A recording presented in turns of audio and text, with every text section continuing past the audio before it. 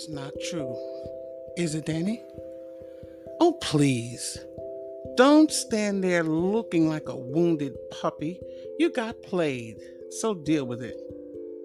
You were playing me all along? Yeah, so what? And you know what? You were easy. As they drew closer to the dean's office, Matt stopped talking and hung his head. The feeling of disappointment and shame that washed over him was almost too much to bear. He felt like the biggest fool in the world to think that he had been seduced by one of the worst girls in the school, and his sisters had tried to warn him on several occasions. But did he listen? No. And here she was now, gloating. What a fool he had been. Just the thought of his mother and his sisters finding out he was caught in the hallway sucking face with Danny caused the shame to swell in Matt so large it completely drowned out his earlier feelings of desire. What a fool he was. He kept saying it over and over and over. What a fool he was. You see, she doesn't really care about you, Matt. Next time, use better judgment about the people you associate with, said Terry with obvious pity in her voice. She knew exactly what was going on and wished there was something she could do for Matt. She knew there were young boys getting played all the time by the likes of Danny and her cohort Cherie, and wished there was something she could do to help him get over his shame and get revenge against Danny for her trifling ways. But she was not his mother, his conscience, or his peer. She had to remember who she was and remain professional. Don't be talking about me like I ain't here, said Danny, sounding like an abandoned child. There was an army of conflicting emotions raging inside of Danny that she was at a loss to explain. She had been caught with a mini boy before, and she never felt like this. She had seduced and abandoned many a boy before, and she never felt like this. She had ruined many a reputation before, and she had never felt like this. She had broken up many a relationship before, and she had never felt like this.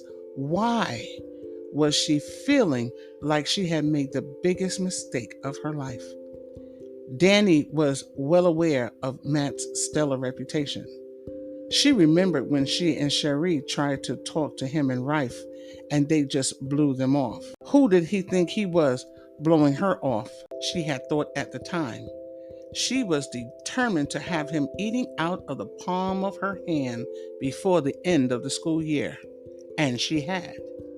She had to admit that in the beginning she was a bit doubtful and knew it was going to take some time and quite a bit of effort to get him to believe she was worthy of his affection.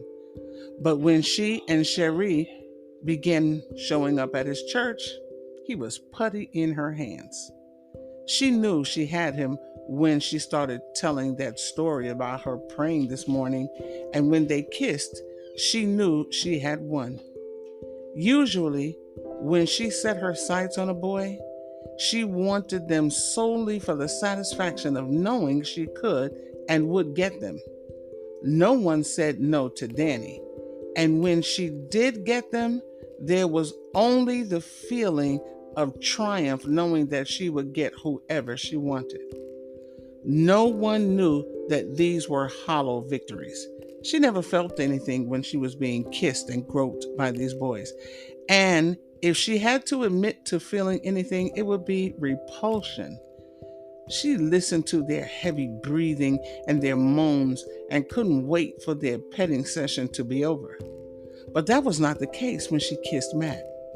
She had to admit that when she kissed Matt, she felt something she had never felt before. When she was looking into his eyes, She felt her heart begin to beat faster and her breathing quickened. She suddenly felt little butterflies in her stomach and her hands began to shake. This can't be happening, she thought to herself. She knew one day she would actually going to enjoy being with a boy, but why did it have to be today? And why did it have to be with Matt? She was not ready for the flood of emotions that had temporarily engulfed her body. She was not supposed to feel anything. She was in it to seduce and conquer. She was supposed to feel from him what she felt from all the other boys. Nothing. For a minute, she was lost in his arms and wanted the kiss to last forever. She was a little alarmed and then angry that she had allowed herself to enjoy anything from this little goody two shoes. She was glad that Terry had showed up just then and now was as good a time as any to stop pretending to be a little church girl. She was confused and growing angrier by the minute. Not being able to understand her conflicting emotions, she decided to hide behind anger and hostility. She wouldn't tell anyone that she almost regretted what she had done to Matt. Not even her best friend Cherie, and she told Cherie everything. She hated Terry and was sure that she felt the same way about her. It was not the first time that Terry had caught her in a compromising situation, and Danny didn't really care. But she had wanted to have a little more fun with Matt before the truth was revealed. Just as they were about to enter the dean's office, Terry told Matt to go ahead because she wanted to have a word with Danny. When Matt was in the office, she grabbed her by the arm and spun her around so that they were once again facing each other. Look, young lady, I don't know what you got up your sleeves, but you are to stay away from Matt. He is a good kid, and I don't want you playing any of your fresh little games on him, she said with venom while digging her nails in Danny's arm. Take your hands off me before I report you. You know you're not supposed to touch us, and I'll do whatever I want to do with Matt, she said while snatching her arm free of the angry security officer. I don't know what you think you're going to get out of this, but you certainly are not getting Matt. I will tell him all about you, and he won't want to have anything to do with your little fast behind. Go ahead and tell him. I'm finished with him anyway. But judging from the way he reacted to that kiss, he'll probably be coming back to me again. So stay out of my face and my business, and for the last time, get a life. And with that, Danny threw her head up in the air and walked into the dean's office with a furious Terry behind her. She hoped Danny wasn't right about the control she might have over Matt now that they had kissed. Young people today were controlled by their body parts. It didn't matter how well you were raised, all it took was one little slip, one short walk on the dark side, and you fell long and hard before you were able to get back on track. And sadly, some people never got back on track. But there was no way Terry was going to stand by and let this fast little hussy ruin one of the school's most promising scholar and athletes. She didn't know what she was going to do just yet, but you better believe she was going to do something. Shaking her head, she told them to have a seat as she briefed the dean about their little escapade. Jay, will you please come to the board and do example number 8? Asked Mrs. Silverstein, Jay's math teacher. She knew even before she called him that he wasn't going to go to the board. But she had to, in all fairness, at least attempt to include all the children in class participation. He slowly looked up at the teacher and rolled his eyes, then looked slowly around at the students with their heads bowed over their classwork. Do I look like one of these idiots to you? Leave me alone, he said, loud enough that the whole class could hear him.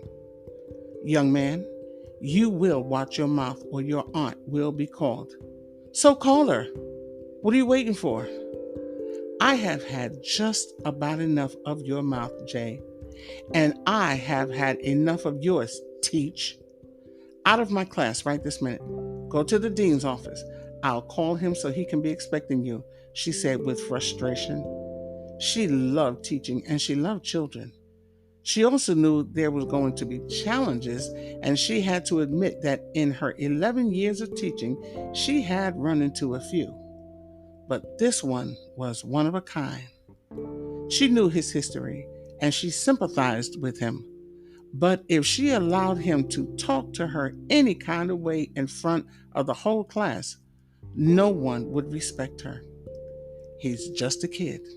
He's just a kid, she kept telling herself as she called the dean's office to tell him she was sending Jay downstairs.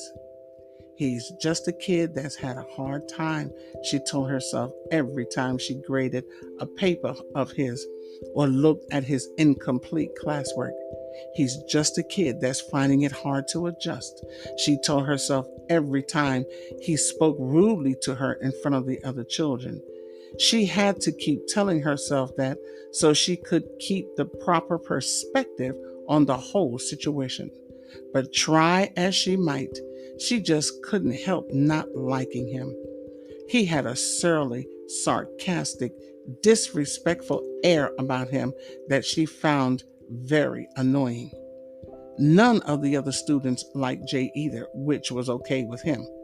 He was considered an oddball by most and a troublemaker by the rest. Most of the time he was ignored, and the rest of the time he was the object of past notes and whispers, followed by smirks and giggles. There had been a few times when he found garbage in his desk, and a foot or two in his path meant to trip him as he entered or left the classroom. But everything the kids did to Jay was fine, since it was the fuel he used to keep his anger burning, which would in turn make his revenge sweeter. He never complained to the teacher since he knew she wouldn't believe him anyway. He just kept mental notes of who did what so he would know who to get even with. He also knew he was going to get in trouble with his aunt about this, but he was fine with it. He was getting a bad reputation, and that was worth all the punishment his aunt could give him. I'm also going to be making a phone call to your aunt, young man, she said sternly. Whatever, he answered with a smirk. As he left the room, he looked back just in time to see the other kids quickly lower their heads so he wouldn't see them looking at him. He smiled at their apparent fear and loathing. Goal accomplished. He was officially a bad guy. Hooray for him. And if his teacher really thought he was going to the dean's office, she had another think coming.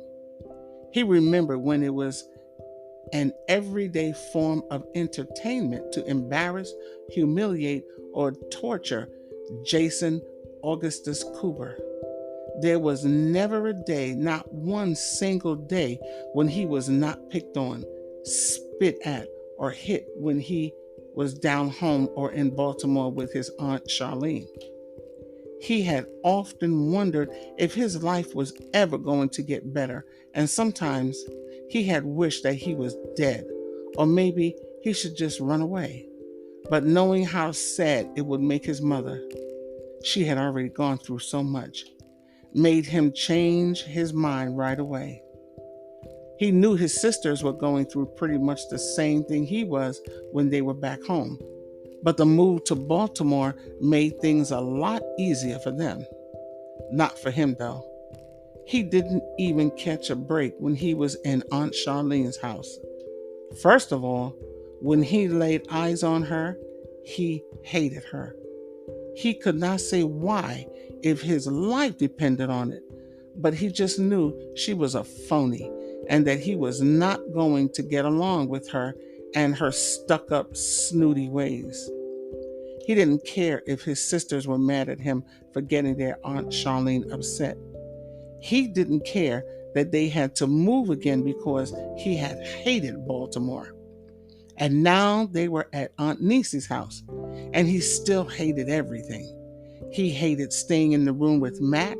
He hated those stupid twins that thought they were so hot and always bossing everybody around, especially Ned. He hated going to their stupid church, and he didn't care what anyone said. He was not singing in any choir. He hated that stupid boy that came over to see Vet with those stupid twists in his hair. He hated his new school, and he didn't care if he never made any friends.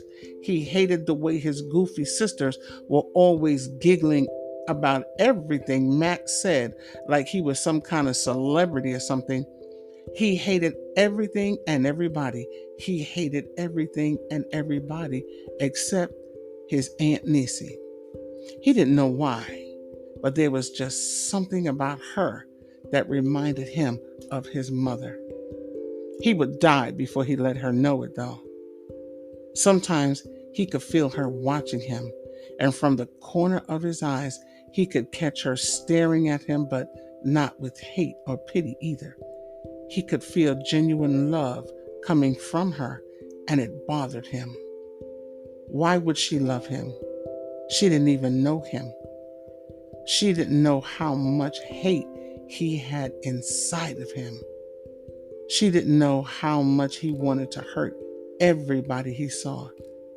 She didn't know how much he had been hurt and how much he saw his mother and sisters hurt. She didn't know how much hurt he wanted to make other people feel, and he was going to make it happen. He was going to make others feel hurt just like he had felt. That was the only thing that made him want to get up in the morning, his plans to make somebody pay for what he and his family went through. He had it all worked out, and revenge was going to be sweet. By the time he finished his plan, he would never be picked on again.